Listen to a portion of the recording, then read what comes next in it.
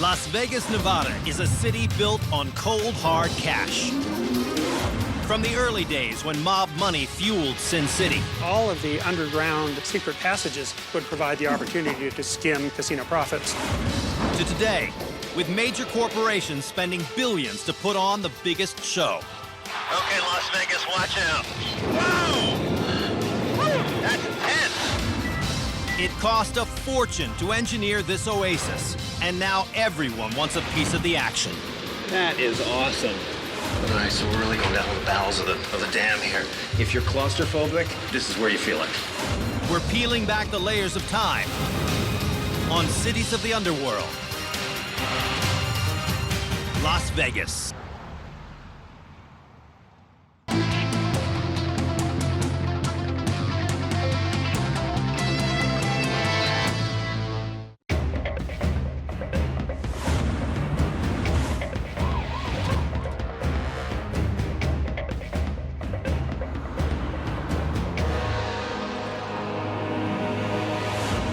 Don Wildman. I'm in Las Vegas, Nevada, America's Sin City.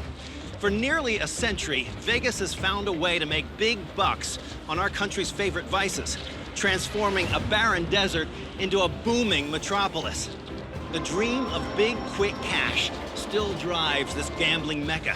And from smuggling tunnels under one of Nevada's oldest casinos to top secret vaults to secure the dough, to mega engineering projects that made this town, Las Vegas has always done things big, above ground and below. Located in the sun-baked Mojave Desert, Las Vegas means the meadows in Spanish. It was named for fields growing around its small natural springs. But today, a different kind of green defines this city. In Vegas, bigger is better. 15 of the 20 largest hotels in the world are here. And every year, gamblers lose $6 billion in their casinos. Hidden underneath the glitz and glamour of the Strip is a virtual fortress of underground vaults, guarding Vegas's vast fortune, $6.75 billion annually.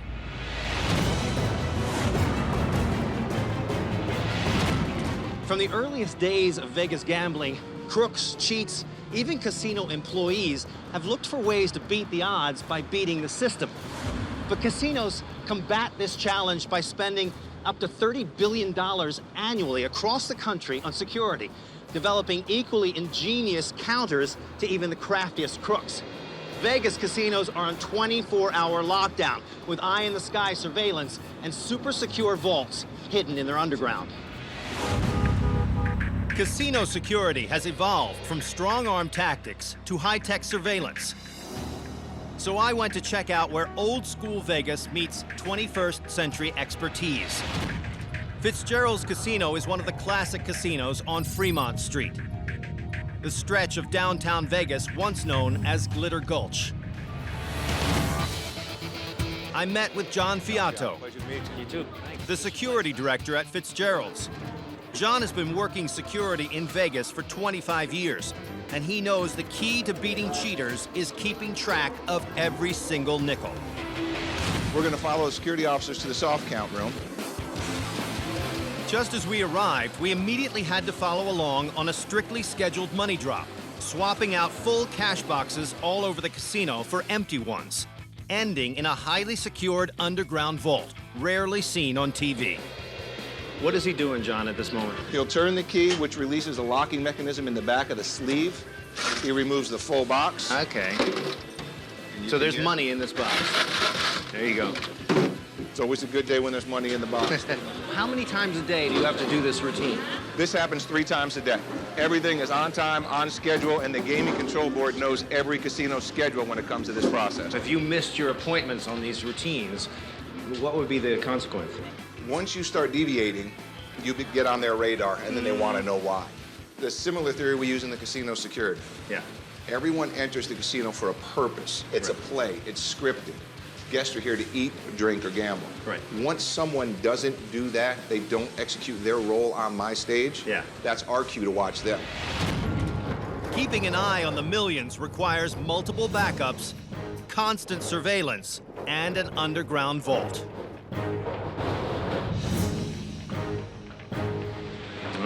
Here we go.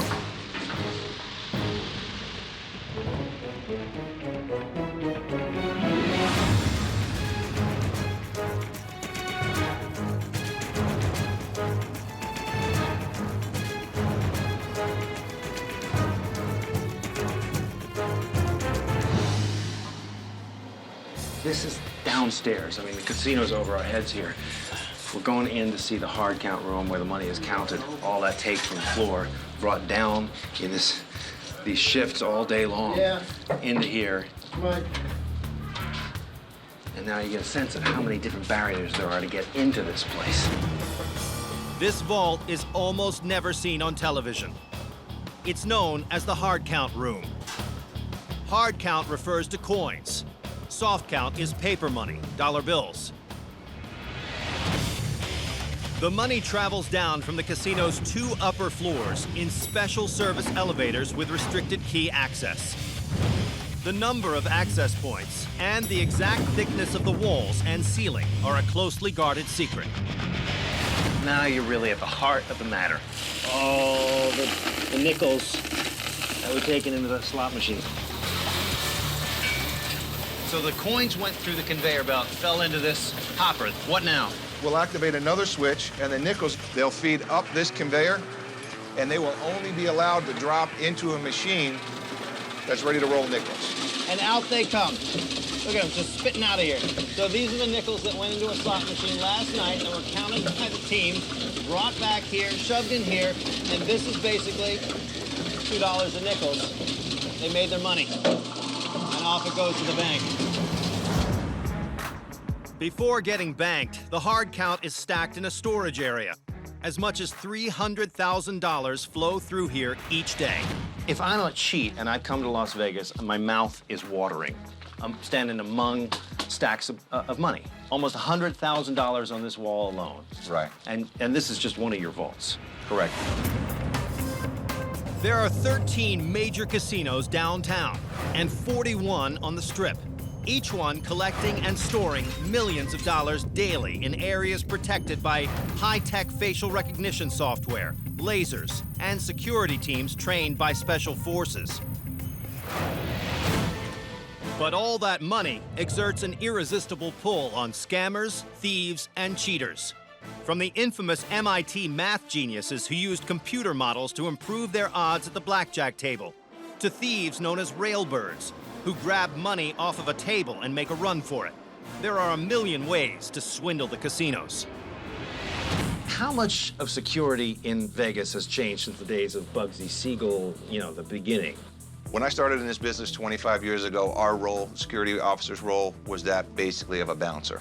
Now, every casino in the Valley, and I know the directors at almost every property because we meet monthly, and we meet with Homeland Security, and we meet with Israeli Special Forces, and it's constant training and an evolution. So if somebody's cheating you on your floor, eventually, actually quickly, somebody else knows about it at another floor in another casino. That's correct. If something happens here, everybody in 13 downtown properties knows within 30 minutes. So I'm leaving the hard count room, and I'm getting wanded here to make sure I didn't walk out with any coin. I mean, they have to worry about people on the inside scamming them just as much as they have to worry about people coming from outside. It's just my sunglasses. Is that all right? Steel shank. These are tough macho boots. All right? So you're all clear. Thank you very much.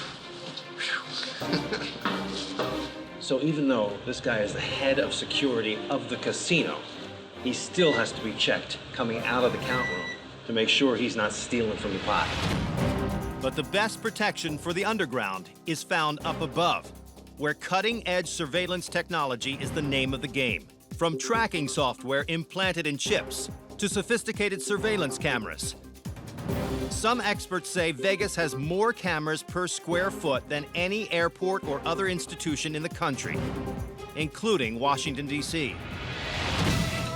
And all of Fitzgerald's cameras are monitored from one room, a nerve center hidden deep inside. Look at this bank of TV screens. How many are up here? Upwards of 60. For security reasons, the faces of the employees who operate and monitor the surveillance rooms cannot be shown. So what are we looking at here? We're looking at blackjack tables, we're looking at craps games, close-up on chips. You can see right down to the denominations.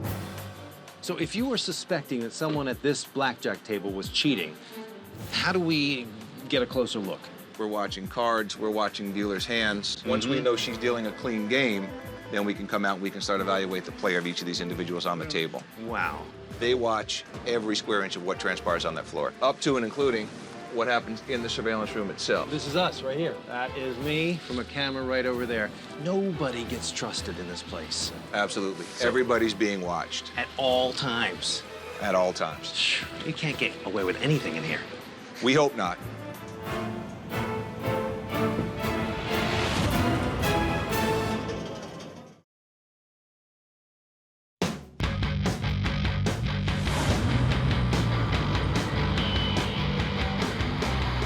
In the early 1900s, Las Vegas looked a lot like this. It was a tiny town in the middle of the desert, growing rapidly as a key stop on the Union Pacific Railroad. But in 1927, the railroad left, and Vegas was on the verge of extinction. Then, just 1 year later, the U.S. government passed a bill funding an unprecedented engineering project just outside of town. It would be known as Hoover Dam. It was a massive and often deadly risk. Building the largest dam in the world, holding back trillions of gallons of water in the middle of the barren desert. When construction began on the Hoover Dam in 1930, over 42,000 men applied for the 5,000 available jobs. It was the depths of the Great Depression, and people were desperate for work, even dangerous, hard labor in the middle of nowhere. I'm heading out to Hoover Dam.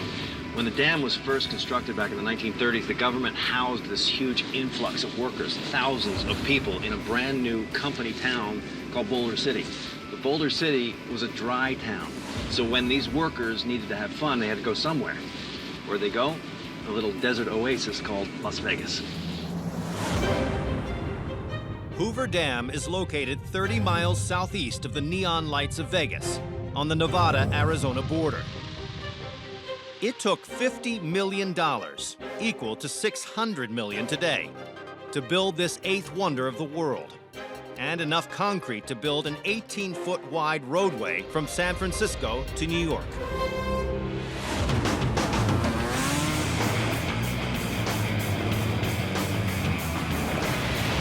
This thing is so spectacular. Look at it. This enormous shape. And inside this, you can see there's windows inside. There's a world inside this.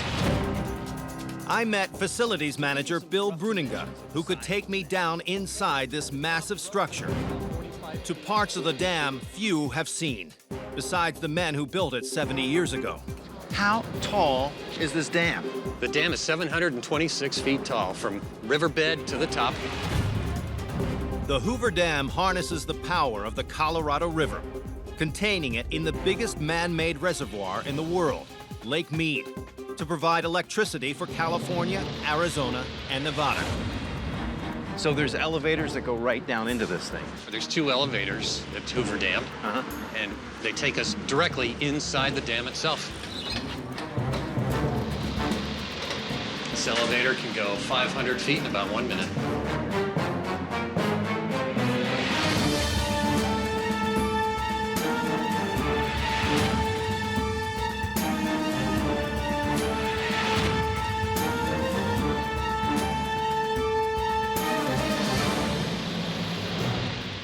Elevators took us down to nearly the halfway point in just seconds. But in case of a power failure, there are about 4,000 stairs as well. Whoa. Look at that.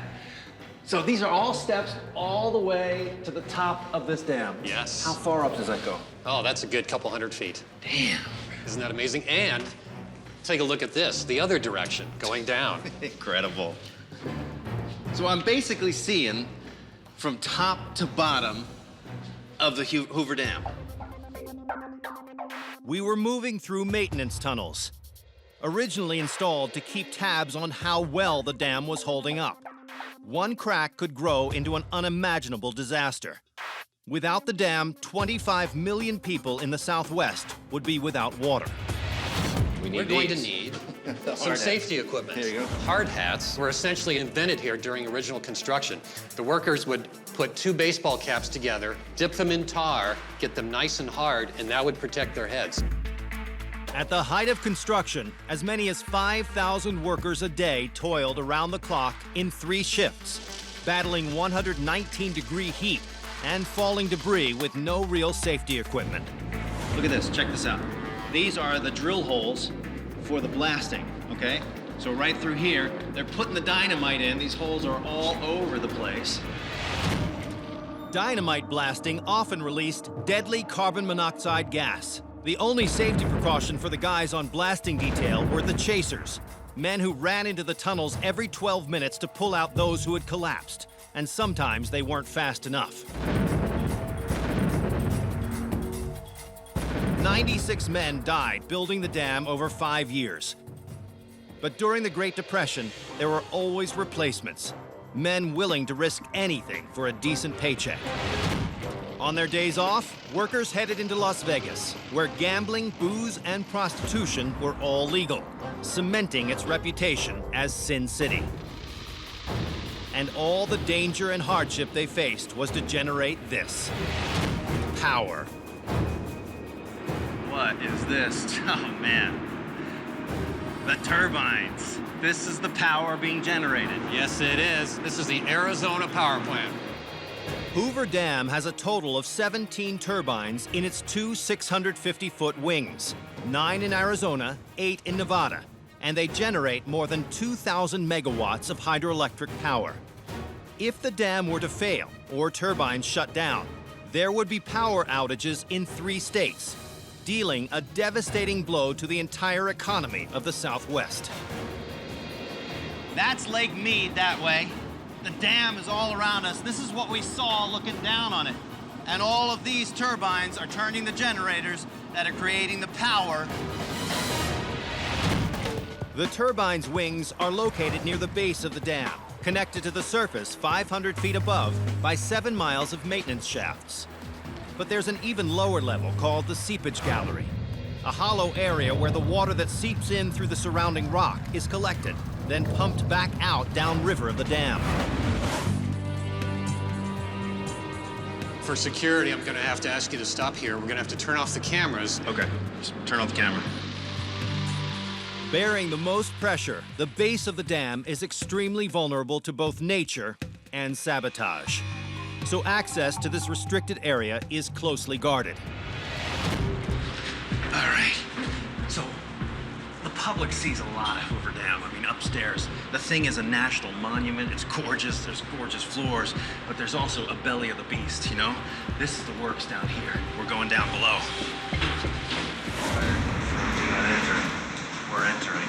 This is a chamber that's normally flooded, collecting all the seepage water, but they've pumped it out for us today. Now take a look at this right above your head. Oh, yeah, right.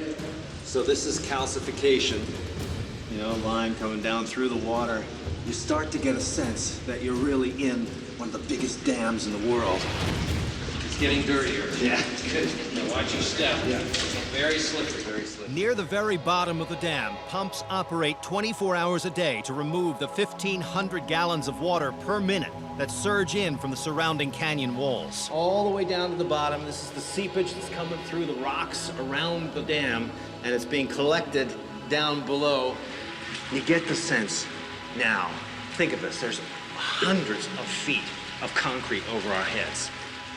On either side, canyon walls. Over there, Lake Mead. Millions of gallons of water. Everything is pressing down on this spot. If you're claustrophobic, this is where you feel it. A minute later, we arrived at the place where very few men have ever stepped foot, at the absolute bottom of the Hoover Dam. All 4 million cubic tons of it. How far are we down below? Oh, there's almost 700 feet of concrete above us. And over here, millions of gallons of Lake Mead. Yep. And we're just a few feet away from the bedrock below Hoover Dam. No kidding. So this is the bottom of the thing, right? Yes.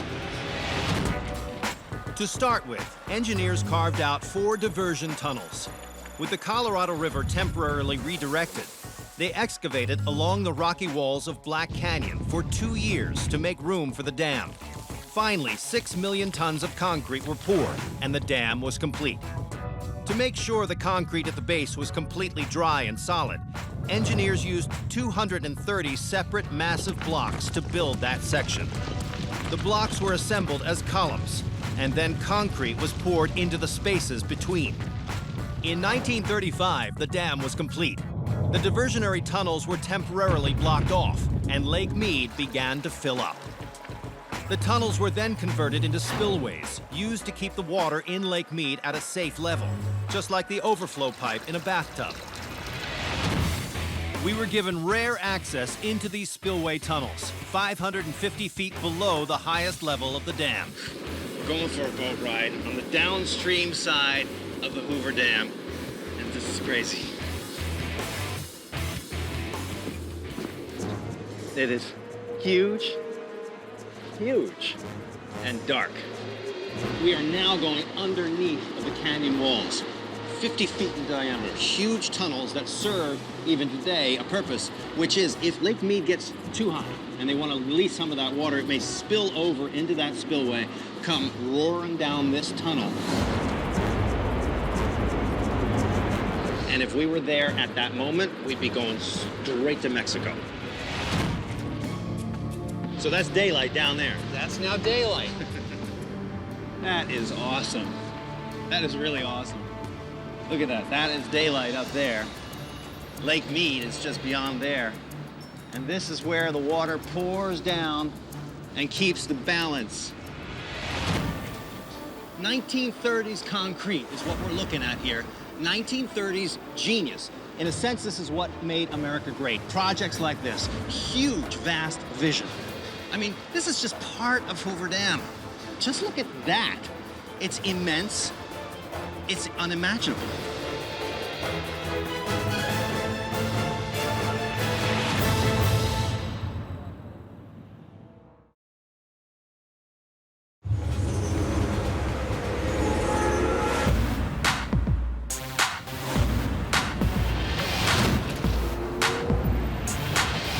Las Vegas was part Wild West, part Big Bad City, and a perfect place for mobsters to move in and take over. But criminal activity in the West wasn't only in Sin City. It also took hold in the remote mountains of northern Nevada. The Cal Neva Lodge is located on the shores of Lake Tahoe in the Sierra Nevada mountain range. I'm meeting Bill Eadington. He's an expert on Nevada gaming. He's gonna take me right through this place. Originally constructed in 1926, the Cal Neva straddles the state line between California and Nevada.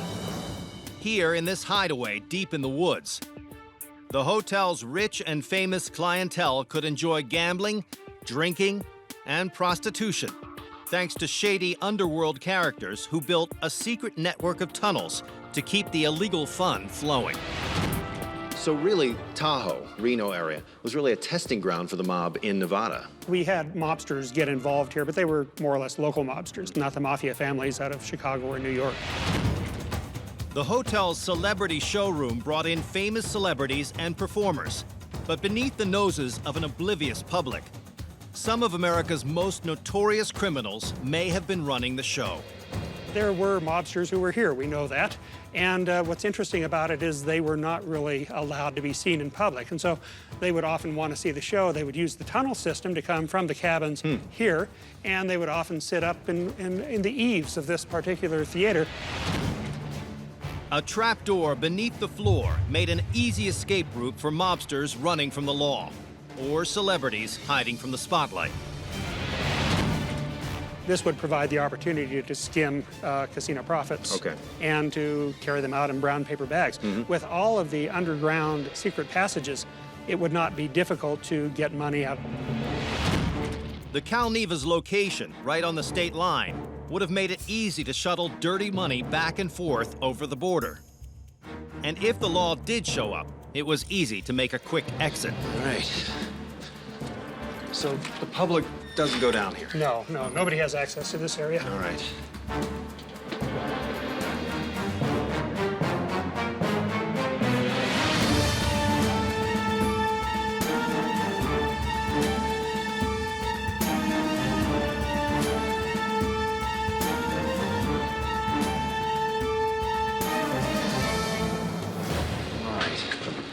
So we're down below the Neva Lodge right here.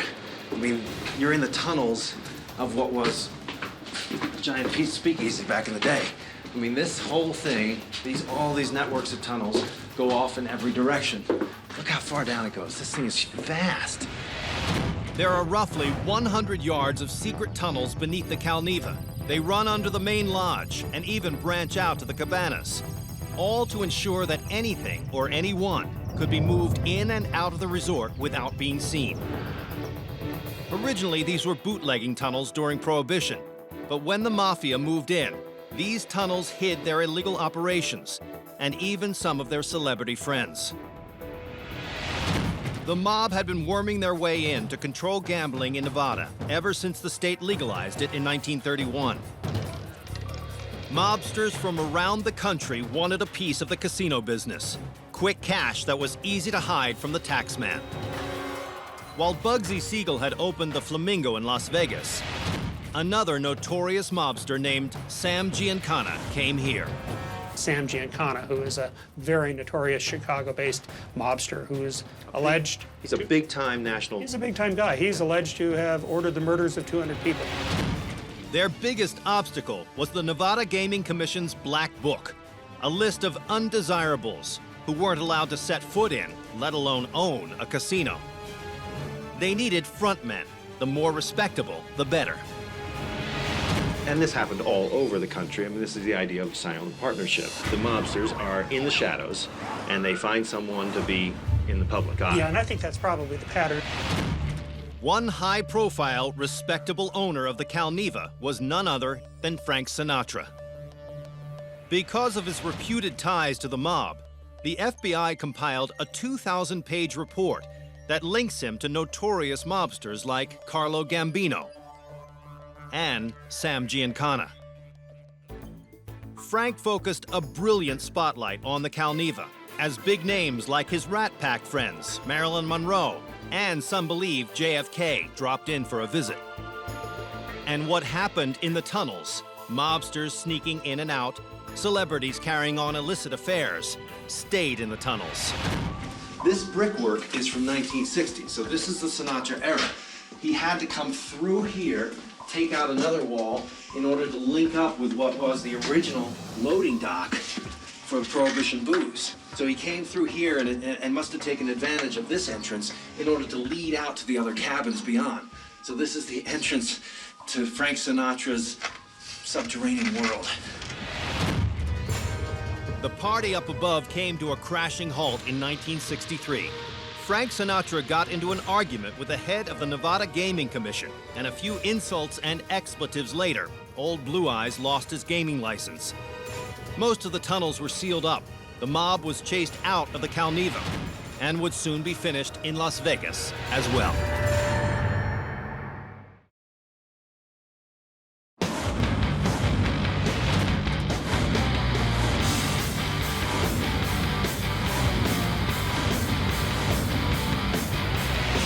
Even though Las Vegas sits poised at the edge of the Mojave, one of the most inhospitable deserts in the world, flooding is a huge problem here and a major threat to the city. Annually, Las Vegas gets about 4 inches of rainfall, but over the years, incredible flash floods have dumped nearly that amount in a matter of hours, turning the Strip into a torrent and inundating casinos with water. Now, the cost to the city after a flood is huge. But as the city continues to expand and climate changes, the potential damage a future flash flood could wreak is unimaginable. Las Vegas is located at the bottom of a bowl-shaped valley. When sudden thunderstorms hit, the rainwater collects in that bowl, and thanks to hard, bone-dry soil and miles of pavement, there's nowhere for it to go. I met with regional flood control expert Gail Frazier to find out how the city is using the best engineering money can buy to protect itself from violent storms. I'm looking at a lot of construction here. This place is booming. It is. This community keeps reinventing itself, something bigger and better every year. And the whole city expands every year, right? Right. Our population doubles every 10 years. That's amazing. It is. It's from 500,000 when I moved here to 2 million now. There are now over 2 million people living in the Las Vegas area, a population increase of 85% over the last decade. And everyone here is at risk. So you're in the middle of the desert, but water is a problem. We've had 3 inches in 90 minutes. We've had channels come up 7 feet in 7 minutes. We've had detention basins rise 14 feet in 14 minutes in a single flood event. To combat the problem, the government is building gargantuan subterranean tunnels to collect and channel the runoff. This is the site. This is one of our projects currently under construction. And this, these boxes, mammoth pieces of concrete are what you're burrowing under the earth. yep. These massive pipes are 8 feet tall and 16 feet wide. Their unique rectangular shape allows them to move more water at a faster rate than a circular pipe, at speeds up to 30 miles per hour. Look at this object here. This is one of the units right over our heads that they're gonna lower into the ground that comprise the whole channel system. This interior part is where it's gonna be set down into.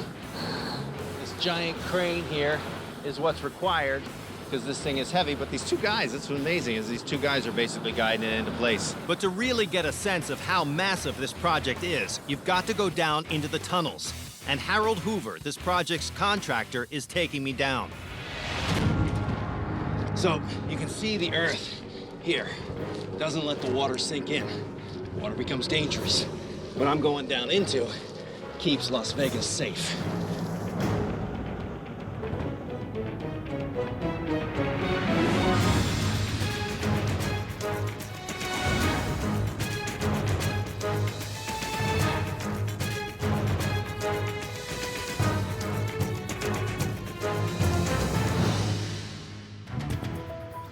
This is an awesome tunnel here. So how deep underneath the street are we at this point? We're 5 feet to the top and 15 feet to the bottom. Okay.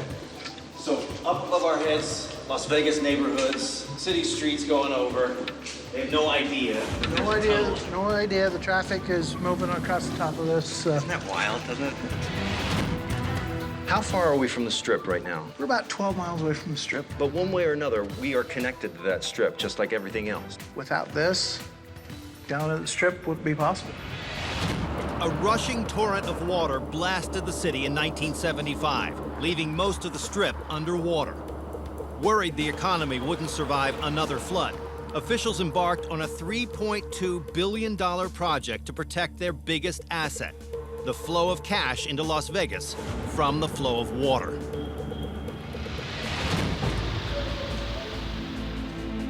So now I can see the immensity of this project. I mean, not only are each of these boxes big enough to hold a huge amount of volume, but one after another, for further than I can possibly see down here. The tunnel we're standing in is just a tiny part of a vast 450-mile network with another 450 miles planned. The system has grown from one major tunnel to a sprawling web as the city's population exploded. These channels, made up of thousands of interlinked concrete boxes, send all of Vegas's rainwater rushing into 75 massive basins, with an average size of 52 football fields. The basins, in turn, slowly drain into Lake Mead. How many of these tunnels would you find if you went around and looked for them? Well, there's probably right now 500 of these tunnels around town. From anywhere from a couple hundred feet long to miles. The tunnel we were walking in was built right in front of us. By the end of the day, around 15 sections would be in place. Each section of the tunnel weighs a staggering 50,000 pounds. But despite their huge size, they fit perfectly, snapping together in a tongue and groove pattern. Lily, bring that box in. This is hauling over one of these huge boxes, and in it comes over us, and we gotta get out of the way, right? So this box is gonna come over here, and then essentially it just drops right down in here and fills in this gap. All clear? As the crane drops the box in place, workers apply a sealant to keep the bond watertight. Like magic, just sucking itself right in here. Yep. We'll raise it up a little bit, and the dozer out here will push it in. So this is done. This is in place. This section's done. And that's how you build a tunnel under Las Vegas. That's how we do it.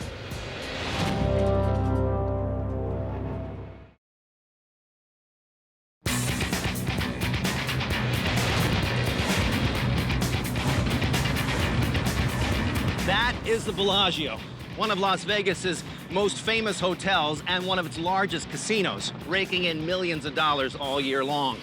But the biggest attraction here isn't the casino, it's this. When it's showtime at the Bellagio, the famous fountains can shoot over 1 million gallons of water up to 460 feet in the air. But the Bellagio Lake isn't to supply Las Vegas with drinking water. Its sole purpose is to show off, to amaze the spectators who come in droves to see it. But while the people are enjoying the spectacle up here, the show is actually run from a dark cavern in the belly of the hotel and from deep beneath the surface of the lake.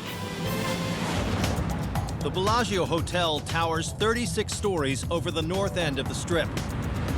Opened in 1998 at a cost of more than $1.6 billion, the Bellagio's top attraction was clearly the spectacular fountain show.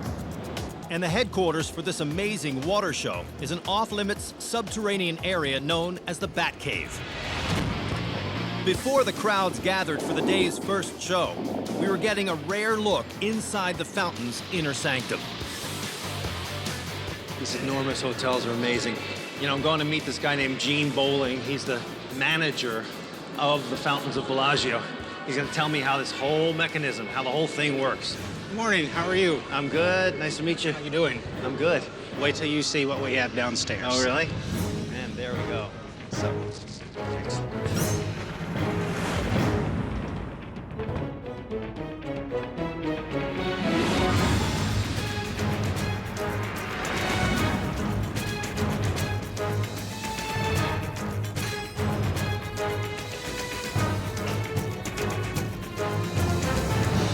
This is the Bat Cave. Okay. This is where all of the maintenance takes place. this is excellent.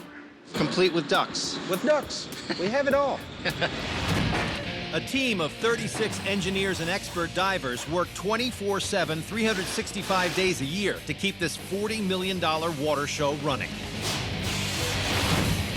What we have here is a super shooter. All right. This is another component in our show. Okay, and this is where the water that I see come up shoots out of. Right. On the day we visited, I was invited to take a dive in the lake to do maintenance on a super shooter. It's already amazing that we're getting out there just to take a look at things, but I'm actually going out there working on the maintenance that they do every day, you know?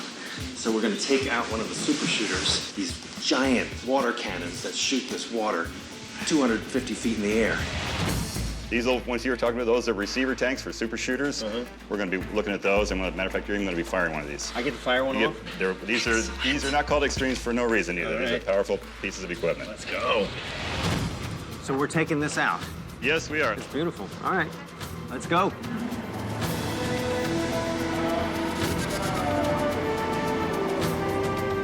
It's amazing how similar it looks to a real, I mean, this is a lake out there. Wow, it's vast.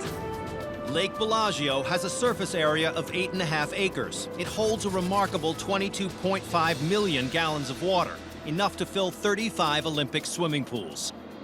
So I'm getting the sense now, I can see under here, under the surface, lots of the works. How deep is this water here? The deepest area is 13 and a half feet, and that's to accommodate the equipment that stands up to 12 feet tall. Okay. So it has to be totally submerged. You know, we're in the middle of the desert in an 8.5 acre lake, which is pretty wild unto itself. But I mean, all these things need maintenance, work.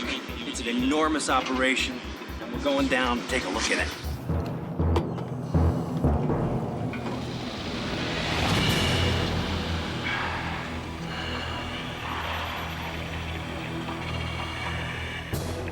So, I'm the first person, other than you guys, that has ever been down here looking at this apparatus.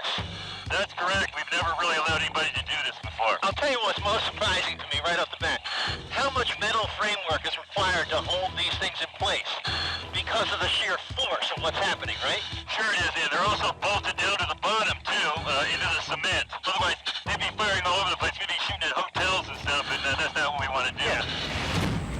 It takes a state-of-the-art computer system to run the fountains. There are more than 4,000 submerged lights and over 1,000 nozzles. 208 oarsmen that move and create the dancing water effect. 792 mini-shooters, which send geysers up to 100 feet. And the big daddies of them all, 192 super shooters, which send gigantic plumes of water rocketing 460 feet into the sky. I don't know how you keep this all straight. I mean, it's completely disorienting. This is SCRI 41. So each one of these has a number, and we're going to follow it around and find the one we want to work on. We'll just move on down. Number 36. 36. So this must be number 35. Charlie gave me permission to do something that literally no one other than the Bellagio's elite dive team has ever done before. Fire off a super shooter from underwater. The power of these water cannons is so great that the detonation could literally kill me if I was in the wrong position. The super shooter is basically a tube filled with water connected to an air tank. There is a magnetically controlled valve between the two, and when it's open, air rushes in, driving the water up and out of the tube with deadly force. So I'm going to put this magnet on there, and then what happens? It's going to open that valve up. There's going to be a gate in here that's going to open. It's going to let 500 pounds of pressure go singing into the bottom of that big extreme shooter. Just check that water up about 460 feet, almost as tall as the tower. Okay, do I need to strap myself down or No, something? you'll be fine. You'll be fine right where you're at. Okay, on count of 4? Yes. And then take it off again? Yes. Okay, Las Vegas, watch out. Here we go. Whoa! 3, 4. Take it off. Take it off. Damn. That's it. Woo! That's intense.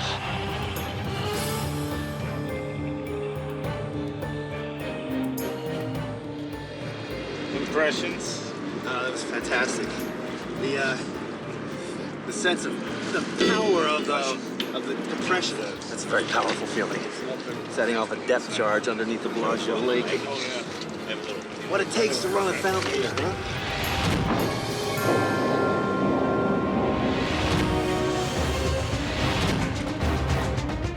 From spectacular displays on the Strip to top-secret surveillance techniques, Las Vegas lives by the motto, you've got to spend money to make money. This over-the-top neon mirage in the middle of the desert was built by shady characters and brilliant engineers who have one thing in common. They do Sin City's best work underground.